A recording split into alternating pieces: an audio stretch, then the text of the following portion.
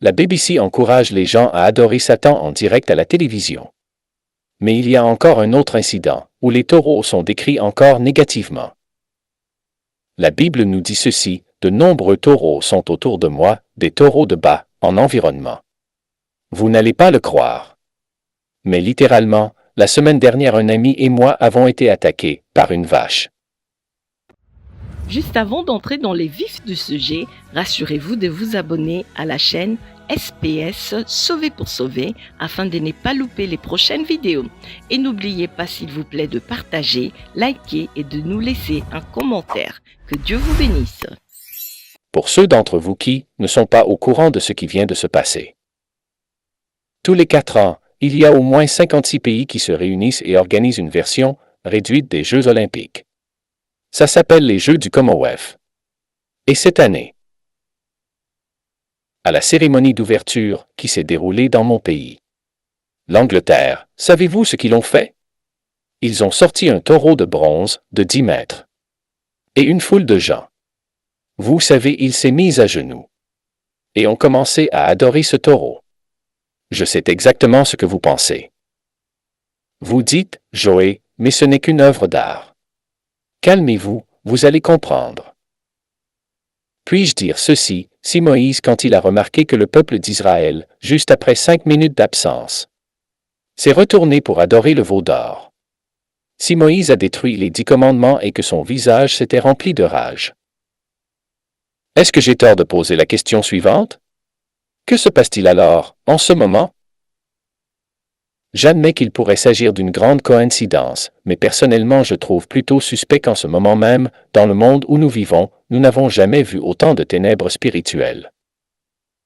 Nous n'avons jamais vu autant de personnes dans le monde qui sont anti-Dieu, qui haïssent le Dieu de la Bible et qui font tout ce qui est contraire à ce que le Dieu de la Bible commande. Et puis quand nous allumons la télévision, nous voyons des millions de personnes qui regardent une foule d'acteurs vénérant un taureau de bronze au cours d'une cérémonie. Pourquoi ceci me paraît-il si étrange? Parce qu'il y a une idole dans la Bible qui, dans les périodes de ténèbres, il y a une idole que le peuple d'Israël a recommencé à adorer à maintes reprises. Et cela a attristé l'Esprit de Dieu. Quel était le nom de cette idole? Baal. Et quel animal représentait Baal? Vous l'avez deviné. C'était un taureau. Mais en fait, cela va beaucoup plus loin qu'une simple bande de gens adorant une idole de taureau. Lorsque Jésus-Christ parlait de Satan, savez-vous quel nom il a donné à Satan? Il a appelé Belzébul. En d'autres termes, tu es Baal. Tu es le prince des démons, et cela est très effrayant. Parce que lorsque Moïse a trouvé le peuple d'Israël en train d'adorer ce veau d'or, qu'est-ce que cela représentait? Cela signifie que ces gens adoraient Satan.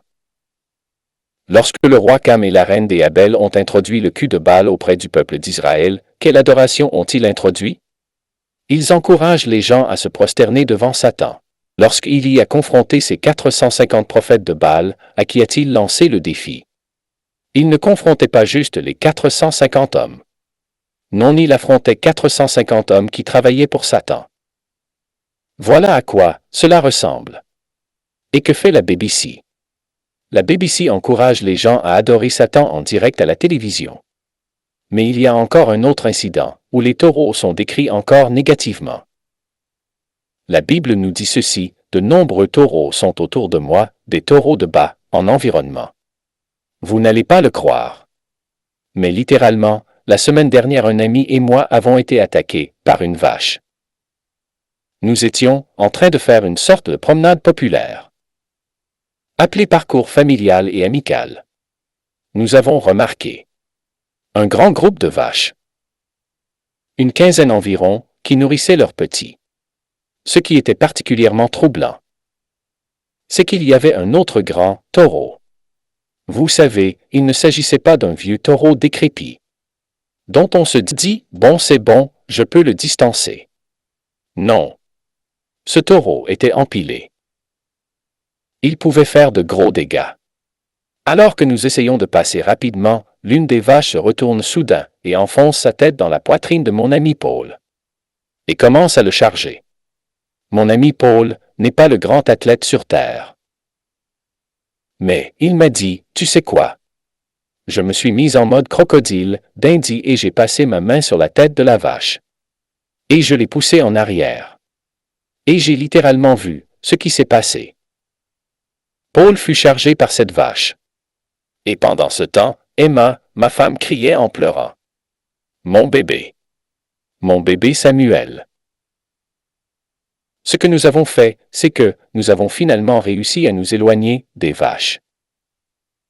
Elles nous ont suivis un peu plus haut. Et nous avons escaladé cette colline. Franchi un mur pour nous mettre à l'abri. Maintenant, au moment où nous sommes mis à l'abri. Savez-vous quel verset m'est venu à l'esprit? C'était ce verset du psaume 22. Les taureaux, les grands taureaux de Basan m'ont encerclé. Et cela m'a fait penser à quel point cela a dû être terrible pour Jésus-Christ. Car c'est de lui que parle de psaume 22, il parle de Jésus-Christ, non pas avec de vrais taureaux, mais avec des gens qui l'ont cerclé et qui lui lançaient toutes sortes d'accusations, qui se moquaient de lui en disant si tu es le Fils de Dieu. Descends de la croix, alors nous allons croire. Des gens crachant sur lui. Des gens qui lui arrachaient ses vêtements, des gens qui le frappaient, des gens qui l'ont crucifié. Jésus a dû être terrifié sur cette croix. Et pourtant, il est allé jusqu'à cette limite. Notre courageux Sauveur a fait tout ce qu'il a pu pour nous sauver, vous et moi. Sur la croix. Il a lutté contre Belzébul. Il a lutté contre Satan. Et il a écrasé et a prouvé à tous ses ennemis qu'il avait tort lorsqu'il est ressuscité d'entre les morts le 3e jour. Il a payé la rançon que vous et moi ne pourrions jamais payer. Il a payé la dette pour nous pécher et un peu, comme mon ami Paul qui fut courageux, et nous a protégés, Emma et moi. Et notre enfant. C'est un peu comme ça, Jésus-Christ a mis sa main sur le taureau, sur Satan, le retient et nous protège, nous ses enfants, en versant son sang. Et tant que nous sommes couverts par le sang de Jésus-Christ, nous sommes sauvés. Puis-je vous poser une question? Êtes-vous couverts par le sang du Seigneur Jésus-Christ? Êtes-vous allé voir celui qui a payé le prix de vos péchés? Et demandez le pardon, que vous le croyez ou non? Que c'est le culte de Baal au jeu du Commonève? Il y a une chose que vous ne pouvez pas nier. Et c'est que les choses sont en train de s'assombrir. Et vous avez besoin de la lumière du monde. La seule lumière dans ce monde a besoin, le seul espoir que nous ayons. C'est Jésus-Christ. Parce qu'il vaincra un jour ces ténèbres. Et la Bible dit que nous sommes appelés à sortir de Babylone. Sortez de Babylone. Sortez de ce culte des idoles. Sortez de tous ces péchés, de toutes ces pourritures qui vous entraîneront en enfer. Détournez-vous vers le Christ, notre sécurité, notre salut et notre espoir. Au-delà de la tombe, s'il vous plaît, réfléchissez à ce que j'ai dit aujourd'hui. Et s'il vous plaît, tournez-vous vers le Seigneur Jésus-Christ. Dans la repentance et la foi. Au fait, avez-vous entendu parler de Kendrick Lamar? Avez-vous vu comment il se moque du Seigneur Jésus-Christ? Si ce n'est pas le cas, vous devez regarder cette vidéo tout de suite. Et si vous n'êtes pas encore abonné à la chaîne, s'il vous plaît, pensez à le faire. J'ai vraiment envie de vous revoir pour avoir l'occasion de vous parler de Jésus. Que Dieu vous bénisse tous et merci d'avoir regardé. Si vous avez été béni par ces enseignements, ces temps de louange et d'adoration, ces témoignages, n'hésitez pas à vous abonner sur cette chaîne SPS Sauvé pour sauver. SPS Sauvé pour sauver, l'évangile de Christ pour les saluts des âmes. Ici, nous témoignons de Jésus. Que Dieu vous bénisse.